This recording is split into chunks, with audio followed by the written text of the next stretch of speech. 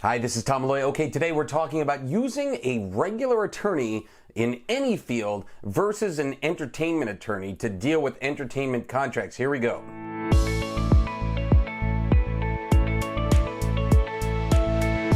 Hi, this is Tom Malloy. I've raised over $25 million for financing films. I've produced, at the time of this video, 16 movies. I've written 30 plus screenplays, options sold or made into movies, 24 of those screenplays, and I've starred in a bunch of movies. So I'm an encyclopedia on filmmaking. In today's video, I want to talk about hiring an entertainment attorney versus hiring, whatever other field the attorney is in. And usually where this happens is you have a cousin or an uncle or a sister-in-law that's an attorney, and you'll get that service for free. And so you get a contract from a distribution company, sales company, whatever, agent, manager, whatever it is, and then you give it to this real estate attorney or, any type of attorney. But basically, bottom line is not an entertainment attorney. They might do criminal law, they might do this and that. And funny enough, I do find attorneys to be a little arrogant sometimes. They think, oh yeah, I can take a look at that contract. They don't turn it down, and they're doing you a favor.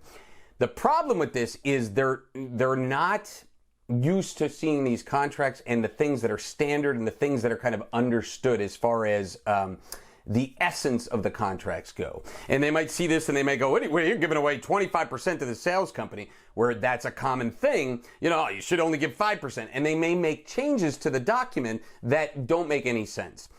I have said this, and I did a whole video on this about contracts when you're getting them back, that lawyers sometimes get in the way of contracts and kill deals. Especially, now I own a sales company. If I'm on the fence for a movie and I send him a contract, which, I hold it as a sense of pride that we have a super producer-friendly contract, and then suddenly I get back all this red line, we changed all this, we changed the wording of that.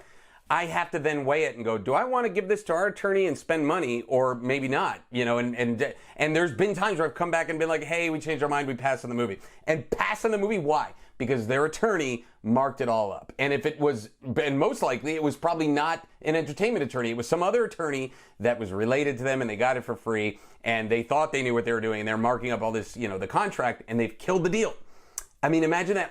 I've seen it happen. Attorneys have killed deals because they're all about non-litigation, but at the same time, they're also, trying to justify their existence. Like meaning, and I'm not saying they don't need to exist. I mean, justify it like meaning you sent that contract to them, and if they sent it back and it looks good to me, you'd be thinking, are they really doing their job? They probably didn't even look at it. But if they sent all this red line, you're going, okay. And especially if they're charging you. Then they could, look at all that red line. Yeah, now I see why it's $2,000 to review this contract. So that's the kind of thing there that you have to watch out for.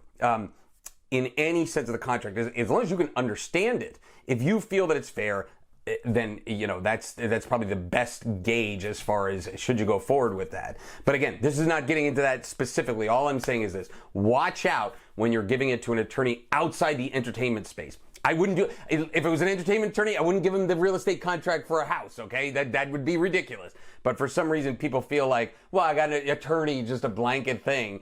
And, almost like the analogy there would be, you want somebody to, compete in a sport, and they're a champion boxer, and you're saying, well, they're a champion boxer, so they should win the gold medal in swimming. No, that would not happen. That would not translate. They do have some athleticism, and so there's definitely some things that are a little bit in common, but you don't want that boxer in the swimming pool. If you want more videos on filmmaking, check out the link below. Also, please subscribe to our YouTube channel.